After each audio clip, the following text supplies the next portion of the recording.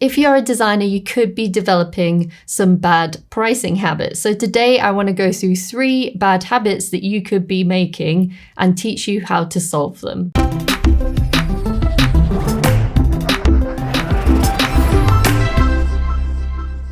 So the number 1 bad habit that I see designers making is starting off too low. Number 2 is not raising their rates regularly. And number 3 is not negotiating effectively. And make sure you stick around to the end of the video because I'm going to show you how you can easily negotiate your day rate. So let's start out with the first bad habit that I see designers making, and that is starting too low with their prices. If you start too low with your prices, it becomes harder to raise your rate later on to a price that you actually want. And I know it's difficult sometimes because we don't feel confident around charging a lot more than we think we can provide in value, but you need to make sure you start at a decent rate. So therefore, when you raise your rates, which I'm going to talk about in a bit, it will really help you to get a higher rate that you really deserve. So let's look at an example.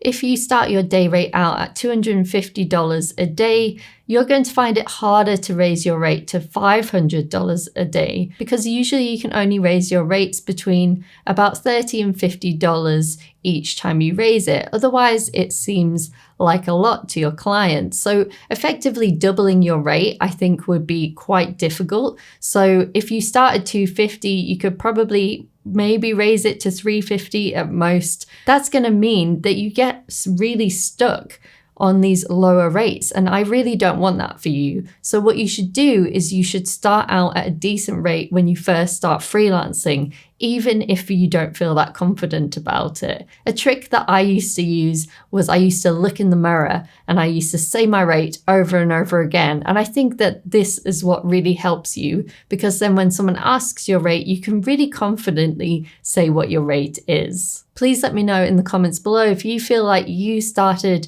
your day rate too low and how that affected you, because I'd love to hear some of your stories and hopefully we can help you more on this channel. So if you found yourself in the situation where you feel like you started too low, what you need to do is raise your rates with new clients frequently. So whenever a new client comes to you, you would effectively raise your rate because they don't know what your previous rate is. So this is your opportunity to make sure that you're getting paid a decent rate. So let's talk about the worst mistake that I see designers making when it comes to their pricing, and that is not raising their rates regularly enough. As you learn the business and communication skills from this channel, and also as you increase your technical skills by learning more After Effects, more Cinema 4D, more Photoshop, more Illustrator, and expanding your skill set, you are becoming more valuable to your client and you can offer them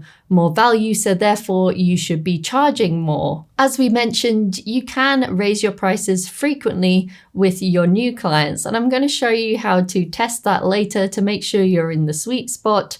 But what you should do with your existing clients is you should raise your prices between $30 and $50 every year. Usually around January works well because you can say that this is your new pricing for that new year. So for example, in 2023, I might say, hey, this is my new price for 2023 when I email my clients. So if you have any questions about this, please let me know below this video in the comments. I'd be happy to help you and help you out with your particular situation as well. So let me tell you about a little tool that I like to use to make sure that you're charging the sweet spot for your rates. And that is when you're getting little or no pushback, that means that you can raise your rates further. So please do that. If every time you speak to a client and you say your rate, they say, yep, that sounds good to me, then you should definitely be raising your rates. If they're agreeing with you straight away, please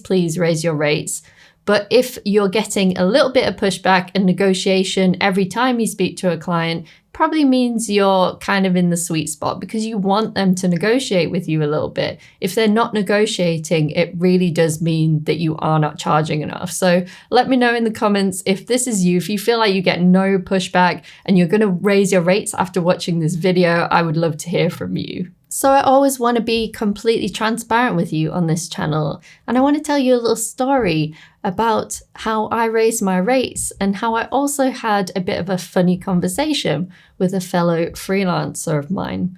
So I wanted to raise my rates from £320 a day to £350 a day. This was around 6 or 7 years ago, and I was fairly new at freelancing. I'd probably been doing it for a year or two, and I'd gone and I'd asked my friend for advice to see if he felt like I could get this rate. He said that he thought my clients would push back on this rate a lot and that they would, treat me more like I should get everything right every single time on every project, which we know is unrealistic because sometimes you have to do some research and look things up because every day we're challenged with our work. And that's the beauty of being freelance, of always going into different places and doing different types of work and things like that. So I thought that was quite a strange response, but I went ahead and raised my rate anyway. And what happened was I had very little pushback.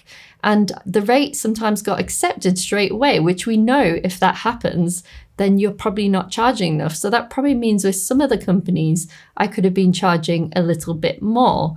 But the story is that we should always make sure that we're testing these things out ourselves and not just relying on what other people are telling us. And we should be working with our clients to find the best rate for us and also the best rate for them as well that works within their budget. So just a reminder, the goal of this video is to make sure that you are making good habits with your pricing and also that you're not making common mistakes that I see designers making. So as we've discussed, your clients are going to negotiate with you and they should be negotiating with you. So what you need to do is create some wiggle room in your pricing so that you can negotiate effectively and you can feel confident doing so. So one of the keys to negotiating is actually being able to walk away from the project and the client, which you can't really do if you're not getting enough consistent work. So if you need to get more regular high-paying clients,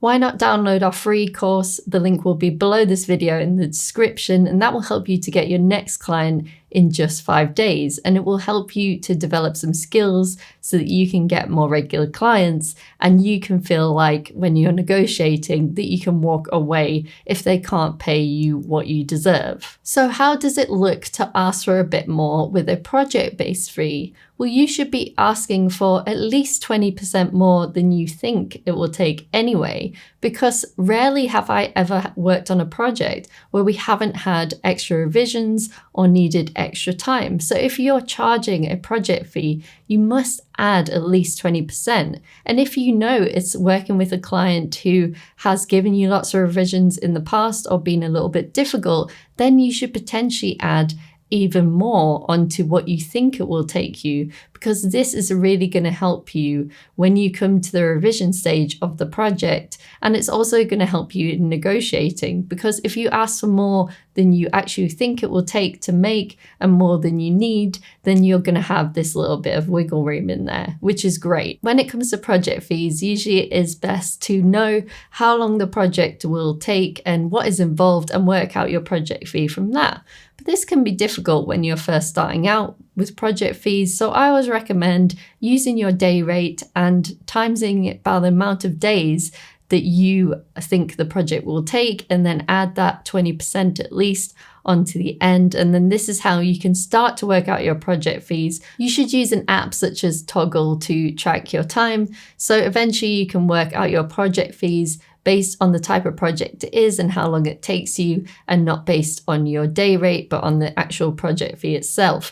But remember always to add at least 20%, because you always have that extra time that you need for revisions, and you also need a little bit more for negotiating, like we said. The best way to work out your project fees is to actually use value-based pricing. So if you would like me to do a video on value-based pricing, please leave a comment below this video. So let's talk about how you can easily negotiate your day rate. And the best way to do this is to have a day rate range in mind. So what is this? You essentially have 3 different prices in mind. So let's call them price 1, price 2, and price 3.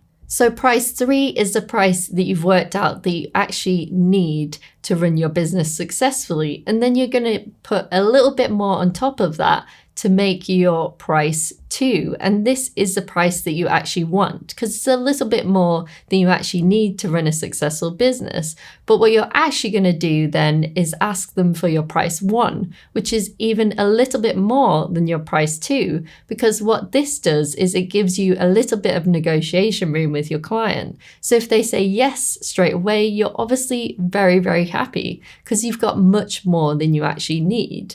But then if they negotiate with you, you still have some wiggle room and you can still get a price that you're happy with.